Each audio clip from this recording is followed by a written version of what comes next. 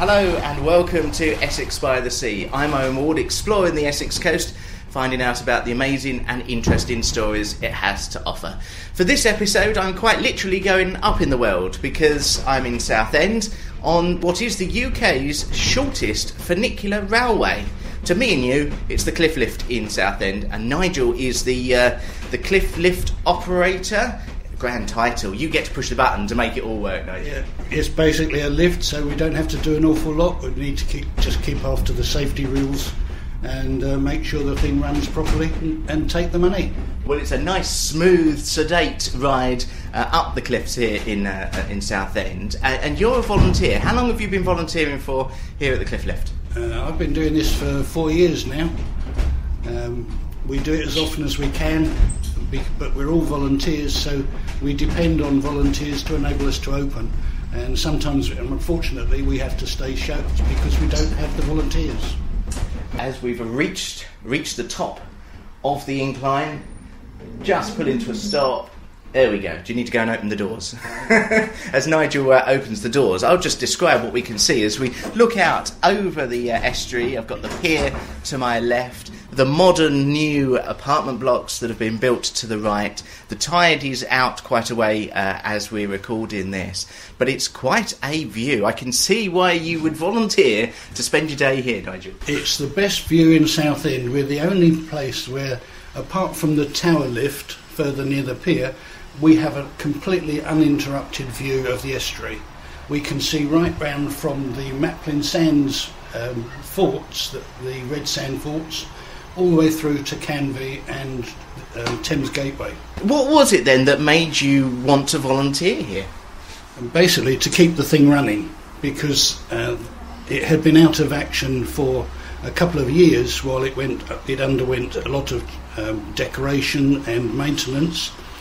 And they said that we need volunteers in order to operate it because the council could no longer afford to pay an operator. And so a team of volunteers operate this as many days as you can, but you are after more volunteers to help run the lift. We certainly are. We have application forms in the lift and at the pier for a Cliff Lift operator. Anyone who can do between 10 and 3 or 11 and 4 every day or any day. It doesn't matter how many days, we put you on a rota and you choose the days you want to work. When you don't want to work, that's fine. But without you, the lift will not work. And it's nice, we've just taken some passengers down to the bottom, and the lady was saying it's the first time she's ever been on the Cliff Lift. I guess there's quite a few people that perhaps it's their first ride. It's amazing just how many people, not only visitors to Southend, but also residents who come and say, I've never been on the lift before, this is my first time, and it's only been here 110 years. I was going to say, tell us some of that history, because as we're recording in 2022, the Cliff Lift is marking its 110-year anniversary. It is indeed. The lift was built in 1912, but it replaced what was previously here, which was they called it the electric stairway, which was basically an escalator created for the benefit of the residents of the Clifton Terrace at the top here. Unfortunately, it broke down several times and made an awful lot of noise, so they decided to replace it with this funicular railway, which is what you see now. The whole thing has been, it's a bit like the Emperor's new clothes. You can see bits which are new, but there are a couple of pieces which I can actually point out which are 110 years old still, and they're the locks on the doors. Oh really? So the original locks on these doors, I can see the brass. Let me just walk over to these then. So these on the outer doors of the doors on both stations are both 110 years old. So goodness only knows what will happen if they ever break. Yes, I don't suppose you can get spares for them these days. I don't think so. Although the name on the lock, you see, is Otis, which is the lift company. So it's the original lift company that put it in. Waygood & Co. with Otis. And of course they are still going. And you were telling me just before we started recording that the track is original as well? The track is original, although it's been changed slightly in terms of you see the ladder that runs down it. That's a safety thing for maintenance engineers. That's been added so that they can walk down safely if they ever have to attend to the track. But apart from that, the track is as installed. And the carriage is looking pristine. This isn't original, though. There's been a few over the years. There's been at least 2, if not 3 carriages. This one is due for an overhaul and repaint very soon, although it looks smart on the inside, and that's thanks to the volunteers who clean it. The outside is looking distinctly worse for wear, as is the station at both top and bottom. But we have high hopes of the council bringing in their painters and doing a complete repaint of the whole thing. The exposed nature then, I guess, does take its toll on this, what is predominantly a wooden structure. It does indeed. Although we are completely sealed for as far as the weather goes, obviously the outside is subject to the sea spray and everything else that we get it come up the estuary, and sometimes it makes a difficult time for opening, especially the window behind you, which you can see is in a very poor state. Needs a little TLC, but the rest of it is absolutely glorious. And on a glorious summer sunny day here in Southend, with the promenade and Western Esplanade full of visitors, how busy can you be? The busiest time we ever had was last August bank holiday. We had over 500 passengers during one day, and that was pretty hectic because the most people we can hold inside the lift is 13, including the driver. We call them drivers when you're actually working the thing, operators otherwise. But a normal Sunday, like last Sunday was a very good, last Saturday rather, was a very good Saturday, and we had 179 passengers, which is a good total for a normal day out of school holidays. School holidays obviously make a big difference. When children come to the seafront and they go to Adventure Island perhaps, then they quite often say, we want to go on the lift as well. And it is quite unique in the country. I mentioned it's the shortest in the UK. I mean, do you know how long it actually is? It doesn't take very long to ride, does it? It takes about a minute and a half to get top to bottom. Is it quicker going down? No. No, we don't accelerate either way. It's a steady, and it's all computer controlled from beneath the top station. But the main thing that makes us unique, not only are we the shortest funicular railway, but we're also a funicular railway with only one car. Normally you'd have one going up, one goes down, and they balance each other. Whereas we have a counterweight, which runs on a track beneath the main car track.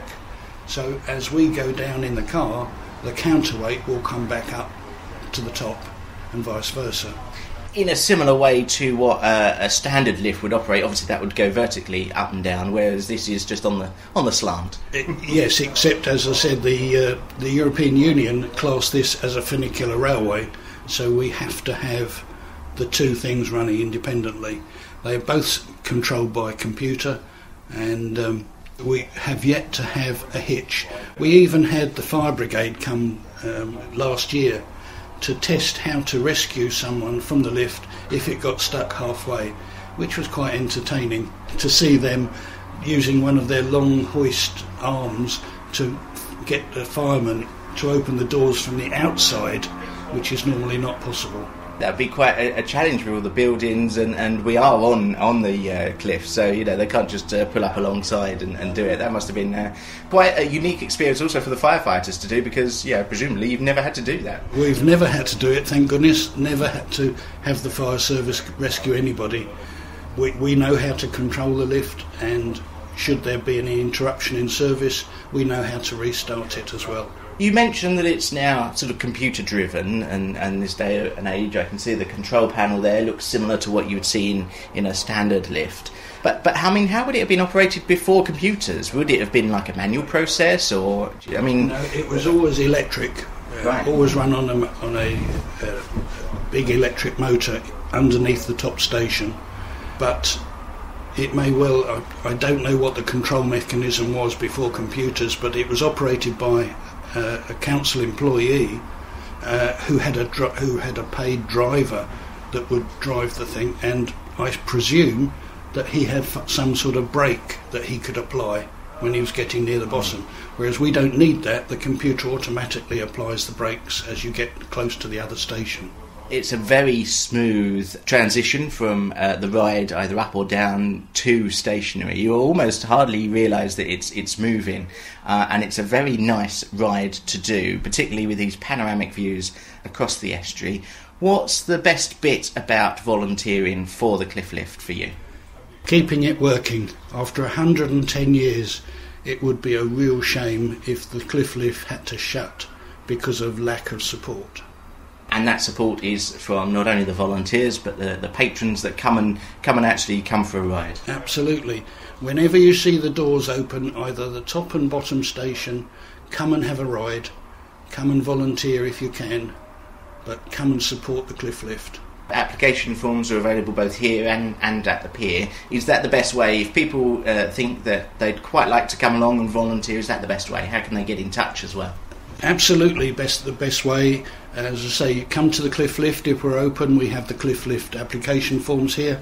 Alternatively, you go to the pier station, the shore station, and they can give you an application form there, because we come under the auspices of the pier management, so they would eventually vet any applications and do any interviews and training, etc. We all had to receive training before we were allowed to operate. And if people want to find out more, other than coming along, perhaps they're listening to this further afield, planning a day to come to Southend, where can they find more information? I think you've got a Facebook page. The best place would be a Facebook page, because on the Facebook page we post every day that we are due to be open. Because at the moment we are sometimes having to stay shut because of lack of volunteers. But if you go to the Southend Cliff Lift Facebook page, we always show on there the dates that we're going to be open. Nigel, thank you ever so much for allowing me to come along and have a chat and to ride the Cliff Lift as well. My car is actually parked down on the seafront, so as we're at the top... Shall we go down? Sounds like a good idea. Nigel, thanks ever so much for joining me here on Essex by the Sea. Don't forget, you can follow on Instagram, Twitter and Facebook. We're also now on TikTok as well. So go like and follow on there. And if you are enjoying what you're listening and would like to support the podcast, then you can do so via my Ko-fi page. If you're going to donate, thank you very much to you. So as I head back down to the Esplanade, thanks very much for listening. Until next time, enjoy the ride.